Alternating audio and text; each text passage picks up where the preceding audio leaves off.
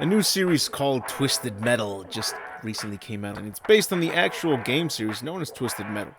Before I can say anything about the series, I gotta say, can you believe that Hollywood actually took a dead game franchise and made a series adaptation out of it? That's never been done before. I mean, as far as I know. Because one thing for sure is that studios will only make adaptations of a franchise as long as that particular franchise or brand is trending at that moment. They would never take a chance on a dead franchise.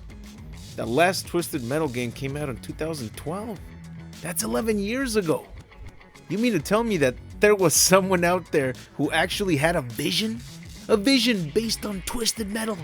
Wrote that shit down, went over to the studio and asked a group of people if they would greenlight this screenplay of his.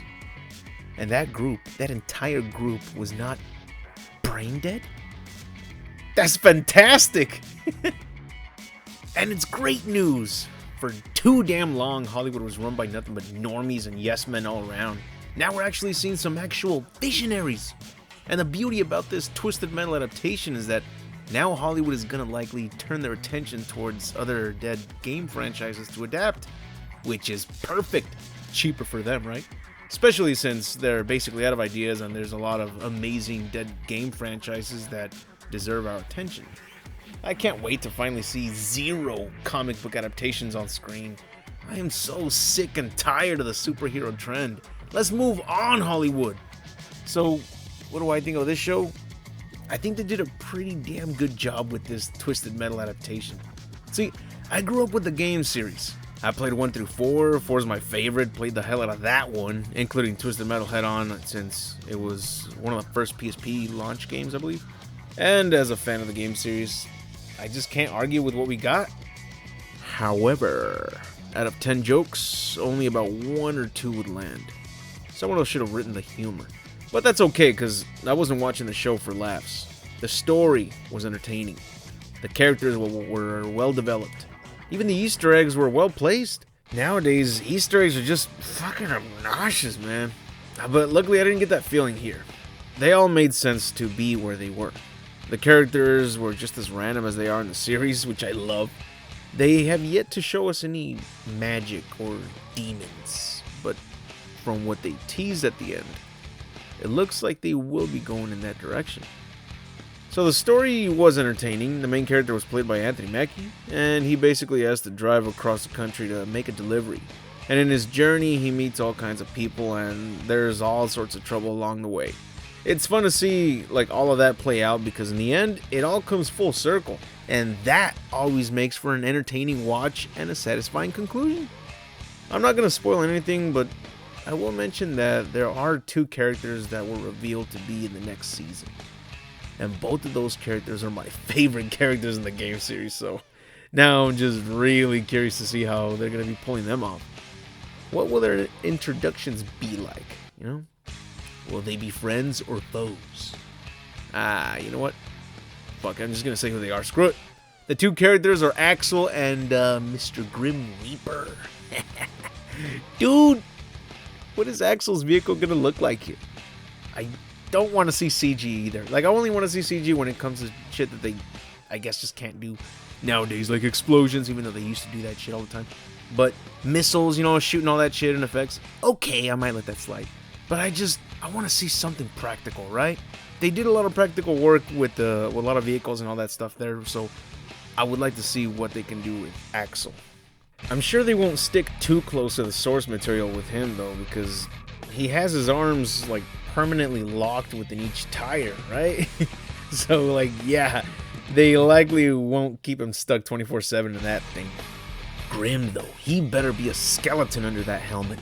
A practical skeleton, none of this CG bullshit.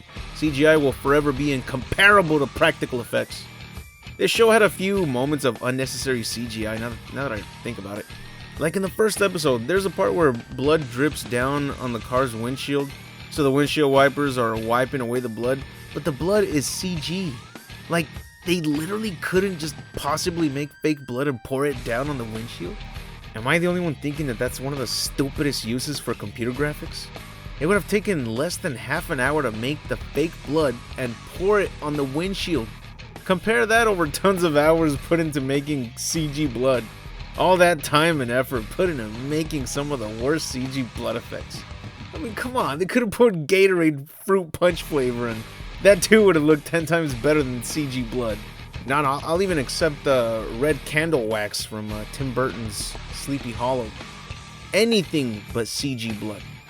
I'm just saying, studios, stop with the CG blood. Just make your extras bring a red Gatorade to the set. But aside from that, and the flat humor, I still enjoyed the show. Enough to rewatch it all over again.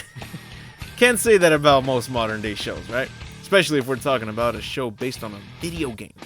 This series just goes to show you that a show can still succeed with flat humor and CGI, as long as it has well-developed characters and a captivating story.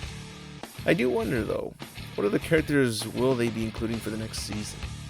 Rob Zombie was actually a competitor of the Twisted Metal 4 game, but what are the chances of seeing him appear in the series?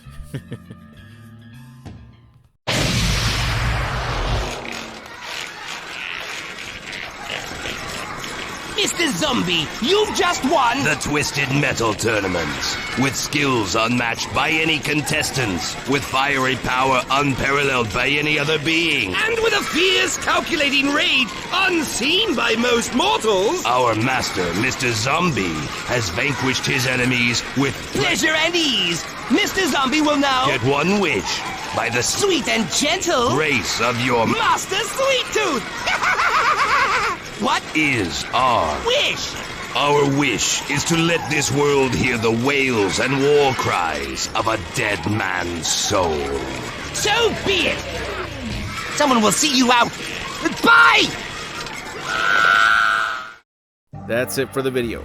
Thank you all for taking the time to watch this video, and if you truly enjoyed it, be sure to leave a like and subscribe if you want to see more content from this jabroni. I cover lore videos, facts, movies, and game reviews, all based on my favorite franchises such as Resident Evil, The King of Fighters, Mortal Kombat, Celebrity Deathmatch, The Mask, Dragon Ball, The Terminator, TMNT, and more.